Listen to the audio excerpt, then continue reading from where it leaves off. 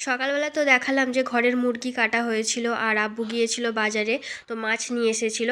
সেই সব তো দুপুরবেলা রান্না হয়েছিল। আর রাতের বেলা এখন কি হবে তো সেটাই তোমাদের সাথে একটু শেয়ার করব।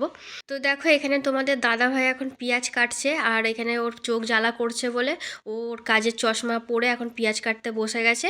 আর এদিকে আজকে রাতের মেনুতে হবে মাটন কষা। সন্ধ্যাবেলায় তোমাদের দাদা ভাই আর আমার নন্দাই গিয়েছিল এখন মাংস আনতে, এদিকে এখন মাংস এনে দিয়েছে। তারপর মাংসটাকে ধুয়ে সব মশলা মাখিয়ে এখন ম্যারিনেট করে রেখে দিয়েছে। আর আজকের রান্নাটা কিন্তু দিদি করছে। আর হ্যাঁ, দিদি কিন্তু খুব সুন্দর রান্না করতে পারে। আর আগের দিনে দিদি খিচুড়ি রান্না করেছিল রাতের বেলা, তো সেটাও দারুণ হয়েছিল। যাই হোক, এই হচ্ছে আমাদের চিলি। এ কিন্তু খুবই বদমাইশ, সারা দিন খুবই জ্বালায় আমাকে। একটু যদি আমাকে না দেখতে পাই সারাক্ষণ চেল্লাতেই থাকে, খুবই বদমাইশ, ওর কথা আর কি বলবো। তো দেখো আমাদের মাটন কষা কিন্তু একদম রেডি, আর সাথে আছে ডাল, আলু ভাজা। কষা মাংসের সাথে পেঁয়াজ না হলে একদমই জমে না, তার জন্য একটা পেঁয়াজও কেটেছি।